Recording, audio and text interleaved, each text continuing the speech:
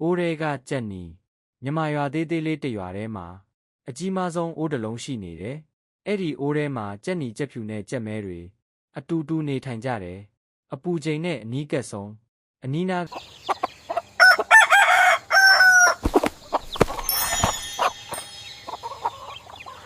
အပူချိန်နဲ့အနီးကပ်ဆုံး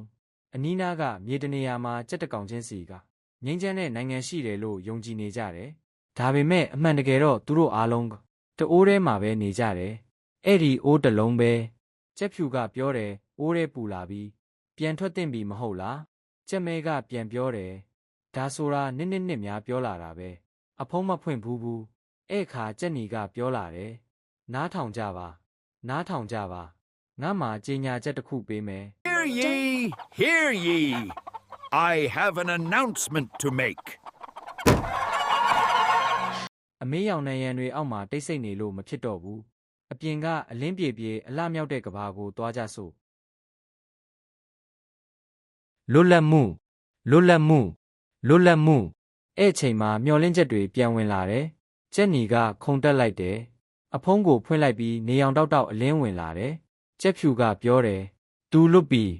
သူလွတ်ပြီ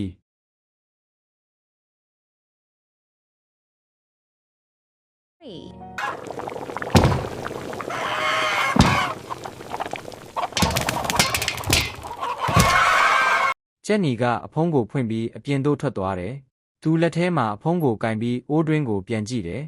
ဟေးမိတ်ဆွေတို့အပြင်လေကအေးပြီးတက်တယ်တင်တို့တော့အခုအတွက်အိုးရဲနေလို့ရတယ်ရွေးကောက်ပွဲပြီးရင်ပြန်လာမယ်လို့သူပြုံးပြီးပြောသွားတယ်ပြီးတော့အဖုံးကိုပိတ်လိုက်တယ်အလင်းရောင်ပျောက်သွားတယ်သူပြန်လာမယ်လို့ပြောခဲ့တယ်တင်တို့တော့အခုအတွက်အိုးရဲနေလို့ရတယ်ရွေးကောက်ပွဲပြီးရင်ပြန်လာမယ်လို့သူပြုံးပြီးပြောသွားတယ်ပြီးတော့အဖုံးကိုပိတ်လိုက်တယ်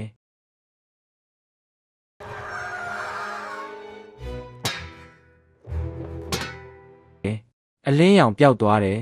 သူပြန်လာမယ်လို့ပြောခဲ့တယ်ကြက်မဲကပြောတယ်သူသတင်းမျှဝေမယ်လို့ပြောခဲ့တယ်ဒါပေမဲ့ဘယ်တော့မှမပြန်လာခဲ့ဘူးနောက်တစ်ကောင်ကပြောတယ်ဒါဆိုကျွန်တော်တို့အစ်စ်လောက်ကြစို့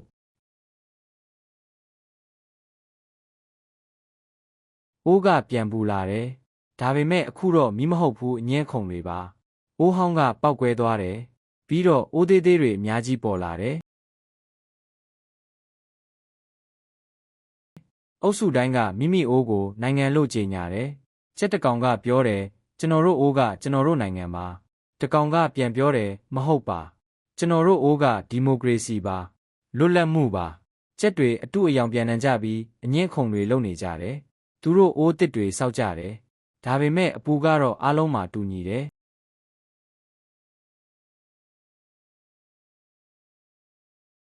ကြက်အိုတကောင်ကခြံစည်းရိုးပေါ်နားကနေကြည့်နေတယ်ပြီးတော့သူကတိတ်တိတ်လေးပြောတယ်